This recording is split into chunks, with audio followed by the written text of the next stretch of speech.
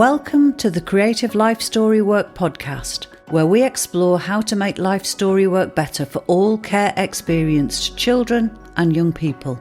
Creative life story work is an approach which can improve children and young people's lives and their relationships with others, both at home and at school. It's based on the Rose model of therapeutic life story work.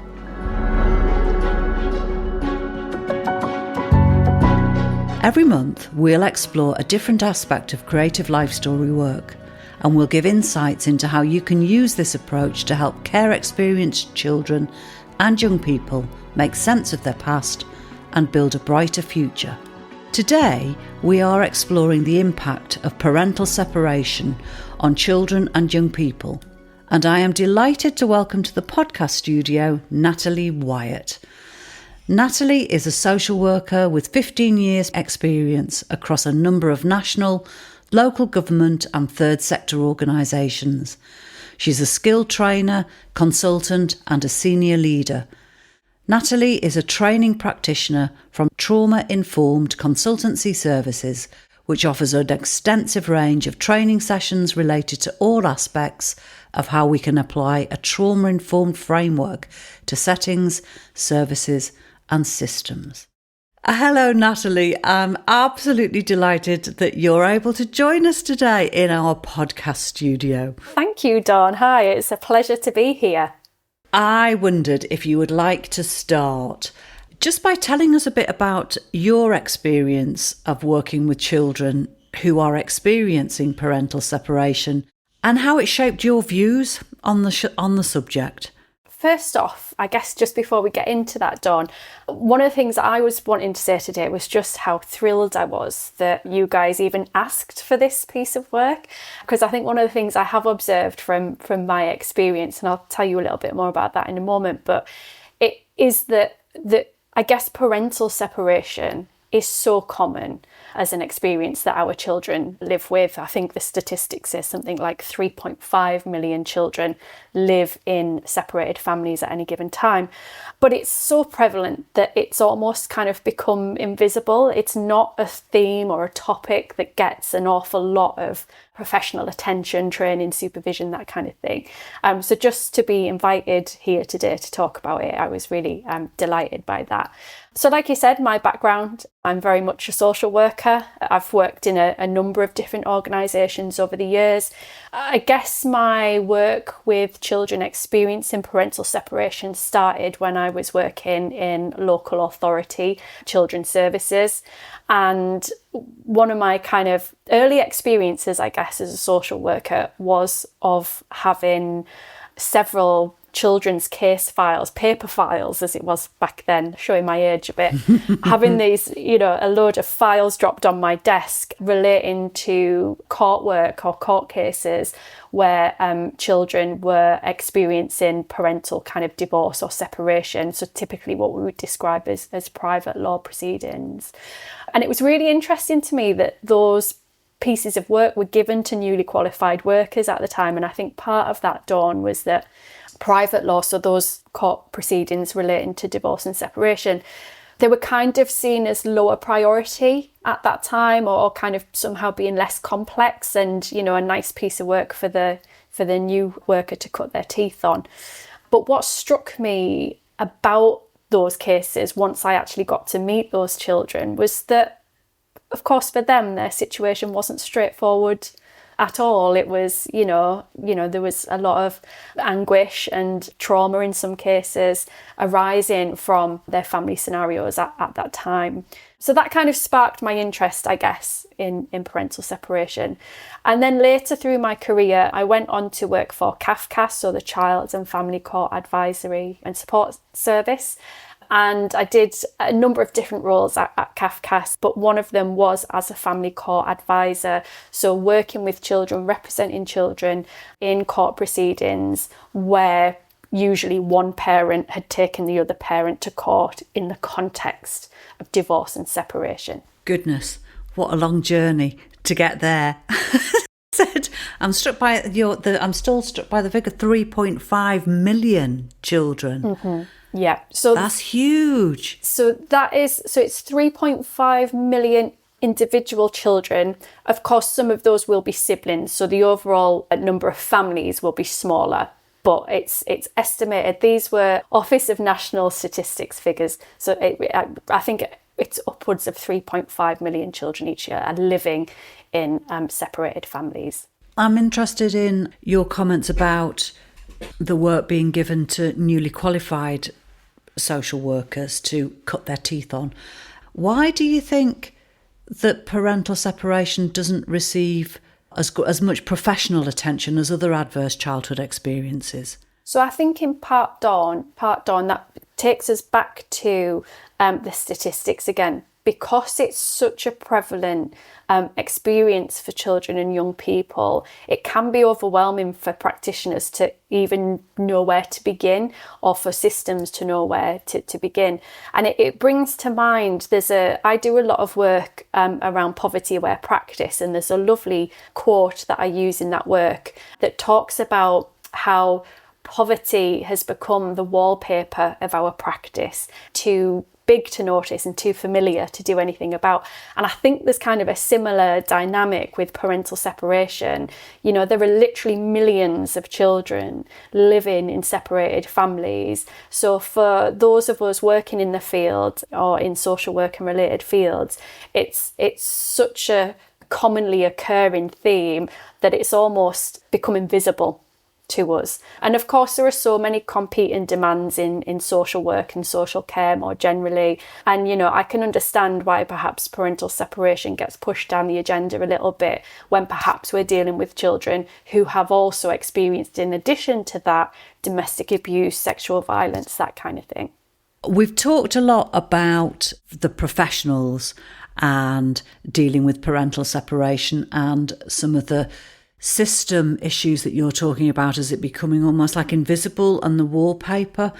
I'm just wondering, what is it that children say as being really important for them during a parental separation? So we know from research and different literature, and also from my own sort of practice wisdom, that children are very clear that they want to be involved in the decisions that are made about them around the time of family separation, and that communication is really important to them.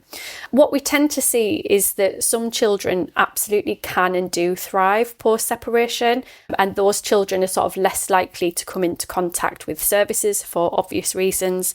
But what we tend to find, and certainly in my experience, is that it is those children who are experiencing separation where there is a high degree of anger or conflict that tend to fare kind of worse in terms of post-separation outcomes. And so it's those children that describe as harmful conflict that we as professionals need to be most concerned about. And what those children tell us is that when they are exposed to, or if they experience harmful conflict, they feel a real sense of divided loyalties. They can feel sort of intense sadness, a sense of guilt on some occasions, a sense of perhaps responsibility. And we know that children experiencing kind of particularly chronic and severe conflict, that it can have a profoundly negative impact on a range of their kind of longer term outcomes. So in terms of their kind of cognitive development, their social and emotional development, their physical health. So again, we know that kind of drip, drip, drip, constant exposure to stress and the cortisol that comes along with that can have a real long-term impact in terms of kind of chronic health conditions and the young person's overall health. And of course, their own kind of behavioural outcomes as well. So there's a real strong body of evidence now to support the fact that harmful conflict can have a profound negative impact on some young people. And what role do you think social workers, foster carers or teachers actually play in supporting a child through, that turbulence that they're going through when they're experiencing parental separation. Yeah, so such a vital role. We can't understate the importance of social workers, teachers, other professionals who are around the child at that time. I think a huge kind of piece of reassurance, I guess, that those professionals can provide is around reassuring the child that it's absolutely not their fault. And there's also something about the practical. Obviously, a separation can represent a huge shift in the child's kind of practical living arrangements. If that child is likely to be living in a shared care arrangement, they're now suddenly having to navigate between two different homes. What do you do with your PE kit when it's at dad's this days, but you're, at mum's next days and all the rest of it? So I'd say there's something about kind of being tolerant and gracious and kind of being patient with the child as they kind of learn to navigate all of those different dynamics, as well as kind of supporting them through that. There was a piece of research done, I think it was in 2022, that was funded by the Nuffield Family Justice Observatory. And again, these messages around kind of the practicalities, they spoke directly to children as part of that research. And that was one of the messages, was that children wanted the professionals and other people around them to be understanding about what it takes to not only emotionally kind of navigate having two different homes, but actually what that means practically as well. They also underlined in that research, the young people noted that their close relationships, in addition to their parents, took on extra significance at that time. So the importance of maybe a close auntie or a teacher, your football coach, whoever that may be, that those relationships became more important to them around the time of separation, and particularly if those people had lived experience of separation themselves. So someone that the young person can identify with can be really helpful. Let's go to a break so that you can hear about our Creative Life Story Work membership offer. We want people to gain more of an understanding about what it's like to be care experienced and to have a better understanding of what it actually means. Could Creative Life Story Work make a difference to the care experienced children and young people you work with? Maybe you're a social worker. I think we forget at our peril that actually telling a child the story of their early life is one of the most profound uses of social work power that we could ever operate. Perhaps you're a foster carer. When they say it's all about the child, it's not, because our experiences, it's about the carer and the child. And it just gives a new angle to our relationship because we're learning about each other together. A Creative Life Story Work membership will give you, or your whole team, access to resources, including activities you can use in direct work with children and young people, training with life story work experts, and lots more. And I think a lot of our children are looking for meaning, looking for, why is it I feel this way when my friends don't? Why is it I get angry internally and my friends don't? The greatest thing we see is when we are able to say to young people, this is your story, this is about who you are. And then children towards the end say, it's not my fault that these things happened, but it is something that I can do something about. And once we have that, then we know we can move forward. Find out about our membership for individuals and for organisations on our website, creativelifestorywork.com. What changes do you believe or think need to be made within social care just to give this issue the professional time and attention that it deserves? For 3.5 million children. I can't get that figure out of my head. So I think what I would like to see is more of a recognition at that kind of systemic level that this is a feature of many children's lives. And whilst the kind of the dynamic between the parents in these types of scenarios may not instantly seem as kind of high risk as some other kind of types of adversity that we deal with, part of the reason I would really like services to think carefully about the impact of separation, and particularly high conflict separations, is because there's some evidence that actually, unless you address the child's experience of harmful conflict, it can actually become an obstacle in some of the other interventions that are going on around the family. So the Early Intervention Foundation did some work, I think it was around 2016, 2017, looking at the sort of impact of harmful conflict and separation for children and young people. And it found precisely that. It found that it can be a real challenge, it can form a real obstacle when you're trying to do other types of interventions with the family. So say, for example,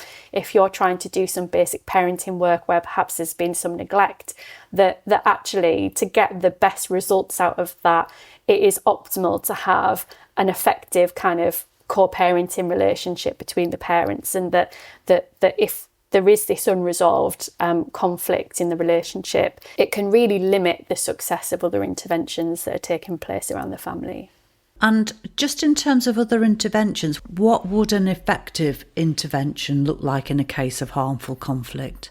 Yeah, so that's a slightly tricky question, because what we know is that the evidence base isn't quite there yet. So whereas earlier I said there's a really reliable evidence base that tells us that harmful conflict in particular can have a profound negative impact on children, we can say that confidently. The evidence base in terms of kind of what works, interventions and programs, is a little bit more mixed. It's not quite as robust yet. So there's no one kind of magic bullet that I can say, you can try this.